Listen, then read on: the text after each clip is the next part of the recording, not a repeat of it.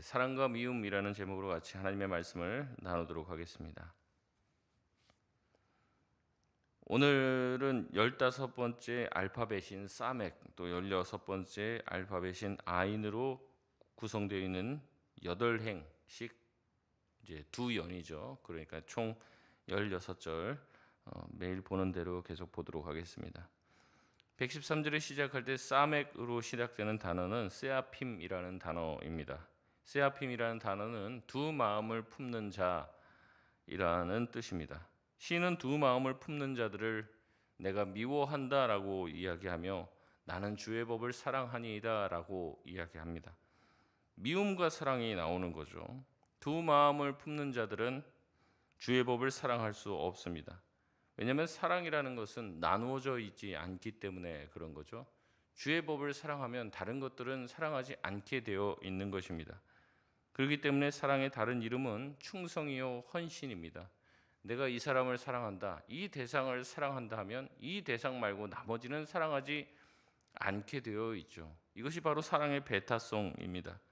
주님을 사랑하는 자는 당연히 주님의 법을 사랑하게 되어 있는 것이죠. 주님의 법을 즐거워하는 것은 주님을 즐거워하기 때문에 주의 법도 즐거워합니다. 그러나 우리는 어떻습니까? 주님을 사랑합니까? 라고 물으면 아마 여기 계신 분들 중에서 저는 주님이 싫은데요 라고 말하실 분들은 아무도 안 계실 거예요. 다들 주님을 사랑합니까? 물어보면 주님 사랑한다고 얘기하죠. 다시 질문합니다. 주의 법을 사랑하십니까? 그러면 주의 법을 사랑하십니까? 라고 했을 때는 참 이게 쉽지가 않은 거예요. 주의 법을 사랑하지 못하면 오늘 성경은 그렇게 얘기하는 겁니다. 주님을 사랑하면 주의 법을 사랑하게 되어 있다. 근데 주의 법을 사랑하지 못하고 있고 주의 법이 뭔가 나를 올가매는 것이고 나를 힘들게 하는 것처럼 느낀다면 주님을 정말 사랑하는가 하는 거죠. 그러니까 우리가 이제 누군가를 사랑하게 되면 선물을 해주거나 아니면 그 사람의 마음에 들기 위해서 그 사람이 뭘 좋아하는지, 뭘 싫어하는지, 그리고 어떻게 행동하는 게 그 사람에게 호감을 사게 되는 것인지 생각을 하는 겁니다. 그러니까 소위 말하면 그 사람의 법을 생각하는 거죠. 그 사람이 뭘 좋아하는지, 무슨 음식을 좋아하는지, 뭐 어딜 가는 거를 뭐 보면 여행도 스타일이 있잖아요. 가면은 그냥 쉬는 거 좋아하시는 분이 있고 막 돌아다니고 이것저것 구경해야 되는 사람 있잖아요. 그러니까 그거를 생각을 한단 말이죠. 그러니까 우리가 주님을 정말로 생각하면 주님이 뭘 좋아하시는지, 주님이 뭘 싫어하시는지, 주님이 무엇을 기뻐하시는지를 우리가 생각하고 그것대로 행하려고 한다는 거예요. 왜냐하면 주님의 마음에 들고 싶으니까. 그게 바로 주님의 법도죠.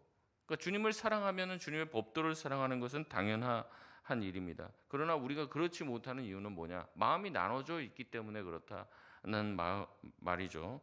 마음에 두 마음을 품고 있는 거예요. 주님을 사랑한다고 하고 주님으로부터 뭔가를 받고 싶지만 주님의 말씀대로 주님이 기뻐하신 대로 하고 싶지는 않은 거예요. 그러니까 마음이 두 가지로 나눠져 있으니까 하나님 앞에 충성하기가 어려운 것이죠. 시인은 말합니다. 내 마음이 주님을 사랑하기에 주의 법을 사랑한다. 나는 두 마음 가지고 있는 사람들을 미워한다라고 말하고 있습니다. 어제도 말씀 나눴지만 그렇기 때문에 항상 우리의 마음을 점검해야 합니다. 내 마음이 주님을 사랑하고 있는가? 내 마음이 정말 주의 법도를 즐거워하고 있는가를 점검해야 하는 것이죠. 시인은 주의 법을 사랑하기 때문에 주의 말씀을 지키려고 합니다. 그러나 악한 자들 또 시인의 대적들은 그런 시인을 공격하는 거예요. 왜 그렇게 바보같이 그렇게 하냐? 나도 주님 사랑한다. 근데 꼭 그렇게 살 필요 있냐? 악인들이 계속 공격하는 거예요. 그때 주님은 시인의 은친처요 방패가 되죠. 이게 수비형입니다. 이렇게 먼저 공격하는 게 아니라 악인이 공격하면 이제 시인, 이 의인이라고 할 수 있죠.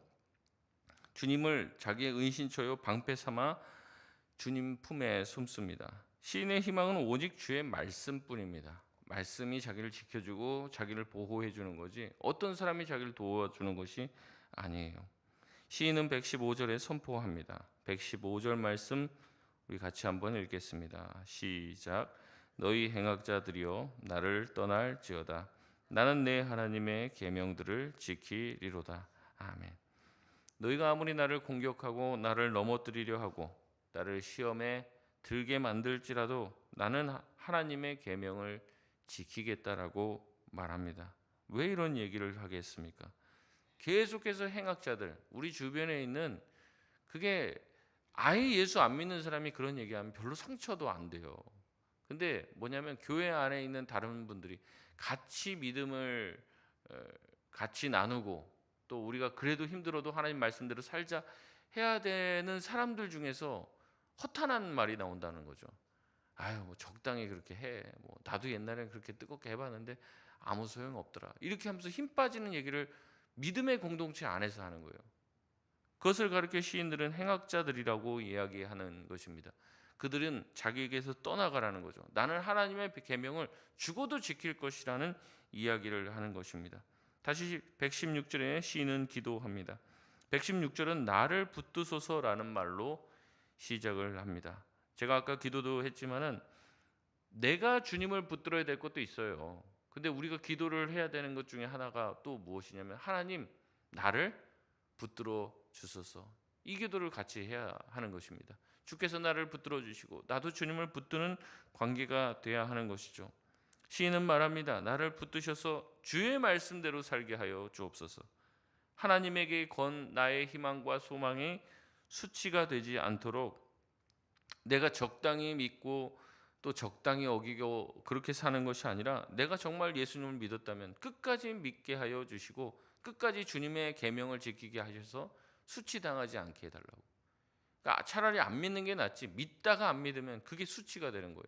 아무짝에도 소용이 없게 되는 것이죠. 세상은 계속해서 말씀을 붙잡는 자들을 어리석다고 공격합니다. 교회 안에 있는 믿음의 공동체 안에 있는 사람들도 얘기를 합니다. 나도 예전에 교회 다녀봤고 나도 예전에는 다 해봤는데 아무짝에도 소용없어. 하나님에 대한 부정적인 생각과 온갖 비아냥과 야유를 퍼붓습니다. 그러나 그럼에도 불구하고 시인은 하나님을 믿고 하나님을 소망하며 하나님의 말씀이 반드시 성취될 것임을 믿고 나아갑니다. 다시 117절에도 이야기하죠. 나를 붙드소서라는 말로 시작을 합니다. 하나님께서 우리를 붙드시면 우리는 구원을 얻게 될 것이고 우리는 주의 말씀대로 살게 될 것입니다 라고 고백하는 거죠. 그러나 반대로 118절에 주의 율례를 떠나는 자는 주께서 멸시한다고 말합니다. 결국 그들은 허무하게 되고 119절에 악인은 찌꺼기같이 되어버린다라고 얘기하는 거죠. 주의 율례를 지켰다가 이제 떠나는 자들이 있다는 거죠. 믿음에서 예전에 있다가 떠나는 자들이 있다는 거예요. 그러나 그들의 결국은 허무하게 되고 주님은 그런 자들을 멸시한다고 얘기합니다. 시는 그런 사람들이 되고 싶지 않아요. 그러니까 주님 나를 붙들어 주소서. 주님 내가 주의 말씀을 지키게 하시고 주의 말씀을 떠나지 않게 하여 주옵소서라고 고백을 합니다. 그러기에 시인은 다시 한번 내가 주의 증거들을 사모한다고 고백을 하는 것이죠. 그래서 119절의 마지막에 내가 주의 증거들을 사랑하나이다. 내가 그 율례들을 즐거워하고 사랑하고 마음이 두 개로 나눠져 있지 않고 하나로 주의 말씀을 사랑하고 주의 율례들을 증거한다라고 말하고 있는 것이죠. 결국 하나님께서는 120절에 결론을 내리십니다. 악인들은 어떻게 하십니까? 심판하시고 시인 역시 악인의 자리에 있지 않도록 자신은 그 주님의 심판을 늘 두려워하며 살겠다. 주의 심판을 염두에 두고 살겠다라고 얘기합니다. 121절에서 128절은 아인이라고 하는 이 알파벳으로 시작되는 파련입니다. 121절은 내가 시행했습니다로 시작을 합니다. 시는 뭘 시행했다고 얘기합니까? 내가 정의와 공의를 시행했다라고 이야기합니다. 이게 이제 120절과 이어지는 거예요. 그 앞에서 시인은 무엇을 내가 두려워한다고 얘기했어요? 주의 심판을 두려워했다라고 얘기를 합니다. 장차 하나님의 심판을 믿기 때문에 내가 정의와 공의를 행하지 않을 수가 없는 거예요. 내가 정의와 공의를 행하는 이유는 뭐냐면 반드시 내가 했던 모든 행위에 대해서 나중에 하나님께서 기억하시고 그의 행위와 그가 했던 모든 행동대로 하나님께서 갚아주시기 때문에 그것을 의식하고 살기 때문에 정의롭게 행동하게 된다는 거죠. 여러분 여기에 하나님을 믿지 않는 분은 안 계실 거예요. 다 믿으실 거예요. 그러나 얼마나 하나님을 의식하고 사느냐라는 것은 다른 문제입니다. 여러분 직장에서, 여러분의 가정에서, 여러분의 삶에서, 친구들과의 만남 가운데서 여러분 하나님을 의식하고 삽니까? 하나님을 부정하지는 않지만 하나님을 의식하지도 않고 사는 경우가 많이 있어요. 그러다 보니 정의와 공의대로 행하지 못하는 것이죠. 옆에서 여러분 집안에 하나님이 한쪽에서 계속 쳐다보고 계신다. 내 얘가 얘기하는 걸 다 듣고 계신다. 그러면 행동거지나 모든 것이 조심스럽지 않겠어요? 하나님이 아니라 만약에 제가 여러분의 집에 가서 한쪽 귀퉁이에 서 있다고 생각해 보십시오. 그럼 어떻겠습니까? 아이 목사님 보시니까 뭐 제가 신방 가면은 다들 하시는 말이 아이고 목사님 오시는데 이렇게 진짜 청소하느라고 일주일은 진짜 몸살 나는 줄 알았습니다. 그래서 제가 자주 와야겠네요. 그 청소가 깨끗이 잘 될 테니까. 이제 인간인 제가 목회자가 가도 청소하고 눈치 보잖아요. 집에 누가 손님 와도 눈치 본단 말이죠. 근데 우리가 왜 마음대로 사느냐? 사실 하나님 의식을 안 한다는 거죠. 왜 우리가 정의와 공의대로 행하지 않느냐? 정직하게 정당하게 선을 넘는 행동을 왜 우리가 그렇게 자꾸 하느냐? 우리가 하나님 눈치를 안 보니까 그런 거죠. 하나님의 심판을 두려워하고 120절 말씀처럼 내 육체가 주를 두려워함으로 떨며, 왜냐하면 악을 행하는 자들은 하나님 반드시 심판하시고 그들을 멸하시기 때문에 내가 주의 심판을 두려워한다면 어떻게 그렇게 행할 수 있겠습니까? 우리가 재림을 의식한다면 크게 범죄할 일은 아마 없을 거예요. 주님께서 오늘 오실 것이다, 아니면 내일 오실 것이다 생각한다면 우리가 어떻게 그렇게 할 수 있겠습니까? 그러니 악인에게 팔릴 일도 없는 것이죠. 그러나 이스라엘 백성들은 그렇지 않았습니다.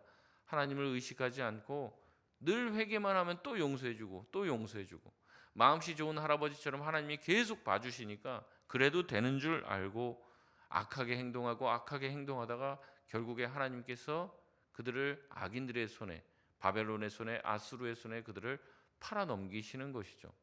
하나님이라고 좋다고 그 일을 한 것이 아닙니다. 그들에게는 그 길밖에 남지 않았기 때문에 그런 것이죠. 시인은 얘기합니다. 내가 정의와 공의를 행하고 나를 받게 하는 자들에게 나를 넘기지 말아달라고 이야기하고 있습니다. 하나님 눈치를 보는 것이죠. 123절은 시인은 내 눈이 주의 구원과 말씀을 사모하기에 피곤하다고 말하고 있습니다. 얼마나 이 시인이 말씀의 성취를 기다리고 또 열망하고 갈망했는지를 볼 수 있는 장면이죠. 지쳤다는 것은 그만큼 간절했기 때문에 하는 말입니다. 그러나 지친 가운데서도 그는 124절에 하나님의 인자하심을 신뢰하고 주의 율례를 가르쳐 달라고 말하고 있습니다. 우리는 어떻습니까? 말씀을 배우려고 하는 열망이 있습니까? 피곤하여 지칠 만큼 말씀을 갈망하고 집중하고 또 그 말씀이 우리 가운데 성취되기를 간절히 바라며 하나님의 말씀이 이제 이루어질 것이고 또 그대로 성취될 것인데 내 눈에 그렇게 보이지 않는 거예요. 그러니까 말씀을 더 들여다보는 거죠. 내가 모르는 말씀이 또 있나? 왜 이런 것들이 왜 연기가 되는 것이고 왜 바로 성취가 되지 않는 거고, 하나님이 나를 지켜주신다고 하셨는데 왜 그렇지 않은가? 기도하면 듣는다고 했는데 왜 듣지 않는가? 다시 말씀으로 돌아가서 말씀을 더 깊이 있게 봐야 되는데 그 말씀에 대한 집중력과 또 그것에 대한 갈망, 또 그것이 이루어질 것이라는 희망, 이것이 너무나도 약해요. 그래서 어때요? 조금만 힘들어도 이거 하나님 말씀 아닌가 보다, 이거 뭐 진리 아닌가 보다, 이게 너무 쉽게 포기를 한다는 거죠. 그러니까 말씀을 붙잡되 끝까지 붙잡지 못하는 거예요. 좀 적당히 믿다가 안 되면 안 되나 보다 하고 치워버리는 거죠. 말씀을 사모하는 태도가 아닙니다. 다시 한번 시인은 125절에 자신을 깨닫게 해달라고 요청합니다. 그래서 말씀의 증거를 알게 해달라, 이렇게 요청을 하고 있는 거죠.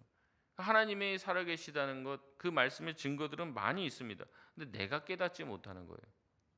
이제 청년들과 얘기하다 보니까 그런 얘기하더라고요.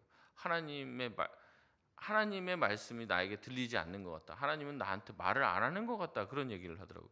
그래서 제가 조금 그랬습니다. 하나님이 벙어리시냐, 말씀을 왜 안 하시겠냐 얘기하시겠지.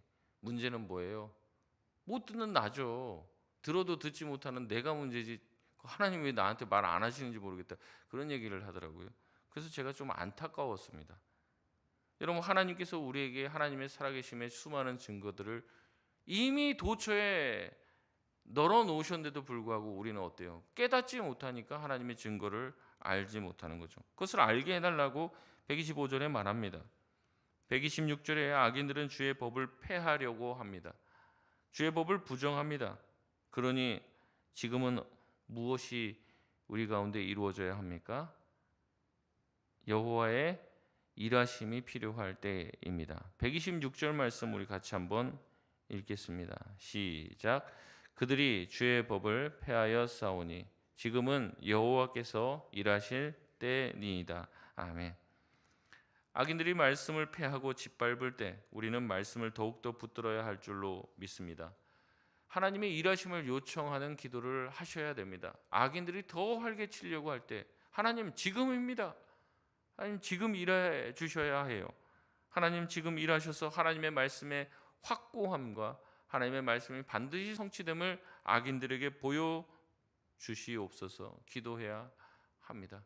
그러나 지금 어떻습니까? 점점 현대의 시대는 말씀이 도처에 있지만 말씀의 가뭄이 드는 시대죠. 말씀을 하찮게 여기는 시대가 되었습니다. 예전에 저도 기억을 해보면요, 어렸을 때 교회에서 말씀 사경회 한다고 하면 하루에 3번은 했던 것 같아요. 새벽에 보통 하고 잠깐 집에 가서 아침 먹고 와요. 그리고 아침에 또 해요. 그리고 나서 이제 저녁에 또 하고, 이렇게 일주일씩 막 했던 기억이 납니다.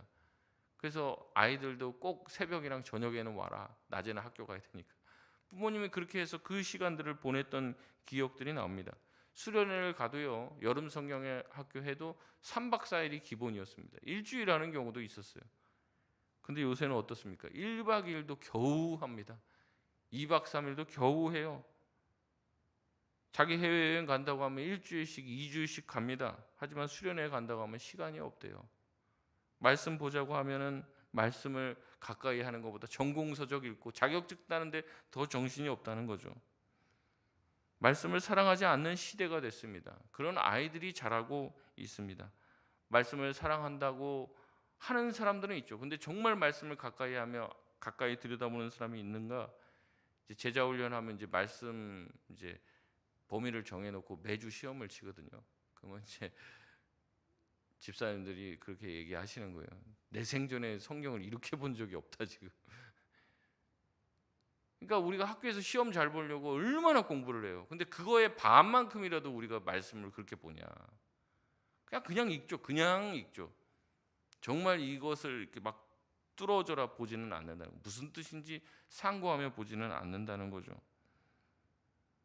그러나 127절에 시인은 계명을 순금보다 더 사랑한다고 고백합니다. 여러분, 말씀을 순금보다 더 사랑하십니까? 새벽 예배 나와서 말씀 들으면 금 한 돈씩 준다고 하면 여기 자리가 미어 터져 나갈 겁니다. 시인의 고백이 우리의 고백이 되어야 할 줄 믿습니다. 말씀의 진가를 알면 그런 고백이 나오는 거예요. 말씀의 진가를 알면. 거기까지 안 들어가는 거예요. 수박 겉핥기식으로 신앙생활하고 말씀을 보니까 말씀이 나한테 금보다 더 귀할 리가 없죠. 우리는 도대체 말씀을 어떻게 생각합니까? 악인들이 생각하는 정도입니까? 악인들은 말씀을 지금도 폐하고 말씀을 무시하는 일을 당연지사로 생각하며 삽니다. 그런데 문제는 주의 종이라고 하고 주의 백성이라고 하는 사람들이 하나님의 말씀을 믿지도 않고 사랑하지도 않음이 문제입니다. 그게 하나님이 가장 가슴 아파하는 거죠.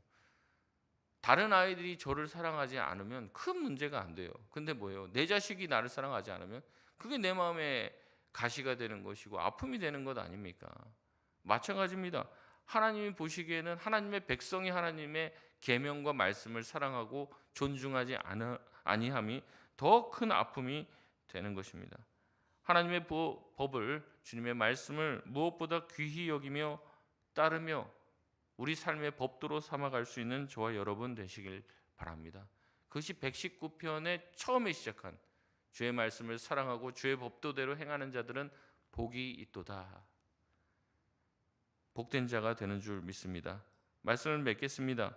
시인은 지금 대적들로 인하여 고통 속에 있습니다. 대적들은 계속해서 말씀을 부정하며 말씀대로 살 필요가 없다고 얘기를 해요. 시인은 혼자의 힘으로 이길 수 없습니다. 그래서 나도 주님의 말씀을 지키고 붙들겠지만 주님 나를 붙들어 주소서, 주님 나를 붙들어 주소서 기도합니다. 시인은 지금이 바로 하나님이 일하실 때라고 요청합니다. 주님 지금 일하셔 주시옵소서. 악인들이 저렇게 날뛰입니다. 주님 나를 깨우쳐 주옵소서. 주의 증거들 주의 법도대로 살게 하여 주시옵소서. 시인과 같은 상황에 놓여 있는 우리 성도들 계시다면 우리도 이런 기도를 하실 수 있길 바랍니다. 말씀을 사모하고 말씀의 진가를 알아 순금보다 더 귀한 말씀의 가치를 깨달을 수 있는 저와 여러분 되시길 바랍니다. 우리 같이 기도하시겠습니다.